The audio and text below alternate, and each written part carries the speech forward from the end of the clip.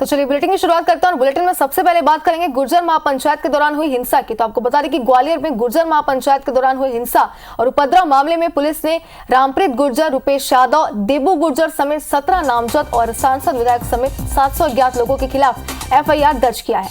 आपको बता दें कि पुलिस ने अब तक 9 लोगों को गिरफ्तार किया है, जबकि बाकी लोगों की गिरफ्तारी के लिए दबिश दी जा रही है। बता दें कि ग्वालियर के फूलबाग मैदान पर कल गुर्जर महापंचायत का एक आयोजन किया गया था।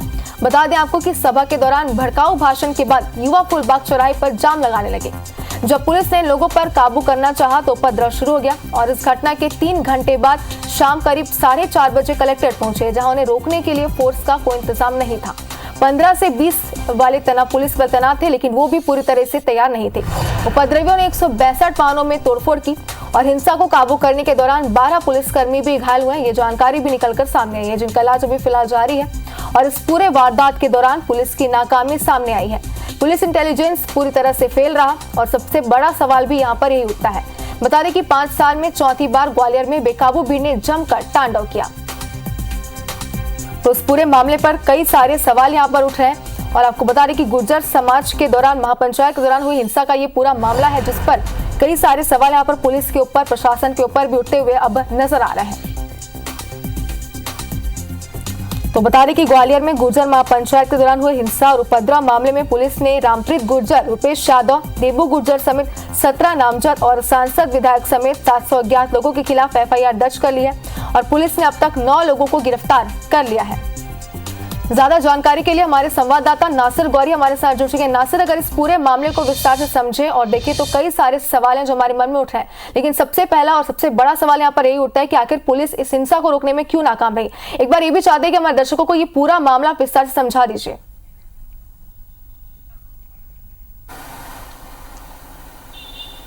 देखिए, गुर्जर महापंचायत कल बुलाई गई थी, उसमें 5 सूत्रीय मांगों को लेकर गुर्जर पंचायत बुलाई गई थी। देश भर के यहाँ पर गुर्जर नेता, सांसद, विधायक यहाँ पर पहुंचे थे और फूलबाग पर एक महाकुंभ हुआ था। लेकिन उसके बाद सबसे पहले लगभग 1:30 बजे के करीब वहाँ पर उत्पाद हुआ। वहाँ पर एक सिरौल थाना की पुलिस की गाड़ी को तोड़ दिया गया और उसके बाद ट्रैफिक को जाम भी कर दिया गया। पुलिस ने बामुश्किल उसको समझा पाई, लेकिन सबसे बड़ा पुलिस का और इंटेलिजेंस का फेल्यूर ये रहा कि इंटेलिजेंस का दावा ये है कि उन्होंने जो लोकल ऑफिसर्स हैं उनको सबको बता दिया था कि कुछ हंगामा कर सकते, लेकिन उसके बावजूद भी यहाँ की पुलिस और प्रशासन ने उसको बहुत लाइट लिया और शाम होते होते ये लोग ज्ञापन देने के लिए कलेक्ट्रेट के लिए कूच कर गए और उसके बाद जिस जगह पर भी मैं मौजूद हूँ यहाँ पर जमकर उन्होंने पथराव किया। लगभग 162 गाड़ियां तोड़ी हैं, जिसमें 4 व्हीलर, 2 व्हीलर, काफी सारी गाड़ियां। और आप ये देखेंगे कि अब तो हालांकि वाहनों को हटा दिया गया है, लेकिन ये पटवारियों का एक पंडाल लगा हुआ था जो धरना प्रदर्शन कर रहे थे, उस पूरे पंडाल को तोड़ दिया गया था। उसके साथ ही कई गाड़ियों को क्षतिग्रस्त। हमारे साथ में एक पटवारी है,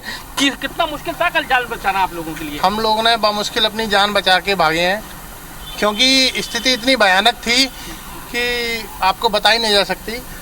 हम लोग विगत 1 माह से इधर तो आप देखेंगे हमारे महेंद्र सिंह हैं, रिपोर्टर हैं, इन्होंने भी अपनी जान में जो आप तस्वीरें देख रहे हैं, हमने और महेंद्र ने बहुत जान पर खेलकर ये तस्वीरें कैद की हैं। अगर शायद उनको गुर्जर जो समाज के जो प्रदर्शनकारी उनको पता चल जाता कि हम ये तस्वीरें शूट कर रहे हैं तो वो हम पे भी हमला कर देते, क्योंकि 12 पुलिसकर्मियों पर हमला किया है। एडिशनल एसपी को घेर लिया, जो आईपीएस 2 आईपीएस को घेरा। तो मतलब समझ सकते हैं कि उनके हौसले कितने बुलंद, कितना मुश्किल था कल कवरेज करना। जी बिल्कुल, बता दूं जिस तरह से जो पब्लिक भीड़ थी, जिस तरह से ज्यादा भीड़ थी, फोर्स का मन नजर आ रही थी, उस जैसे कि लग रहा था कि लड़के जो थे उन्होंने हमला जिस तरह से किया, पुलिस फोर्स भी उसमें कम पड़ा और पुलिस को भी पीछे हटना पड़ा। और जब वो वहाँ कलेक्ट्रेट ऊपर पहुंचे तो उन्होंने जो अधिकारी थे उनको भी घेरा, उनके साथ हाथापाई की थी।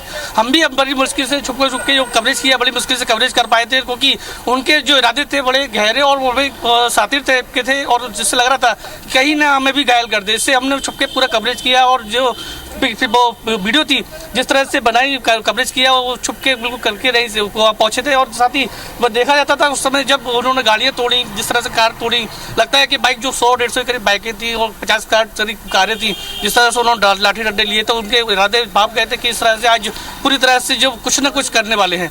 तो आप समझ सकते हैं कि जो गुर्जर समाज के जो आंदोलनकारी थे उनका पहले से ही मंसूबे तय थे कि महाकुंभ होगा, उसके बाद महापंचायत के बाद ये लोग कलेक्ट्रेट निकलेंगे। कलेक्ट्रेट में इसी रोड से वो ऊपर जा रहे थे। अभी भी आपको कुछ पत्थर, कुछ शीशे गाड़ियों के यहाँ पर नजर आएंगे कि किस तरह से उन्होंने तोड़फोड़ की थी। यानी कि लोगों को अपनी जान बचाकर भागना पड़ा था, ये हालात हो गए थे।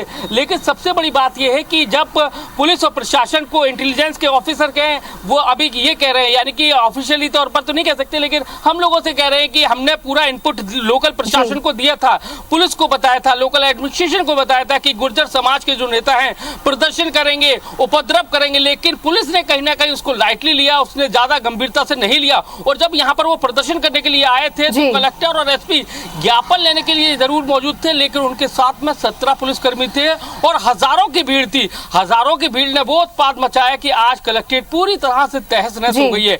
आप अगर कलेक्ट्रेट के गलियारों को देखेंगे तो आपको हर तरफ शीशे हुए वो टूटे हुए नजर आएंगे। अब हालांकि उन अवशेषों को बटोरने का जो काम है, यानी कि शीशों को सफाई करने का काम चल रहा है, लेकिन सवाल यही है कि ग्वालियर चंबल संभाग 5 बार इस उपद्रव की आंख में झुलस चुका है। सबसे पहले 2018 में SC/ST सबड़ आंदोलन के तहत आंदोलन हुआ, 7 लोग उस उपद्रव में मारे गए। फिर अग्निपथ योजना के तहत आंदोलन हुआ तो उसमें भी बड़ा उपद्रव हुआ था, पूरा शहर को जी नासिर, बिल्कुल। तो पुलिस ने इस पूरे मामले को लाइटली लिया, जिसका नतीजा हम साफ तौर पर देख सकते हैं। अब देखने वाली बात होगी कि उपद्रवियों पर क्या तैयारी पुलिस ने अब तक कर रखी है और क्या प्रभावी एक्शन इस पर लिए जाते हैं। शुक्रिया आपका फिलहाल तमाम जानकारी और तमाम अपडेट के साथ।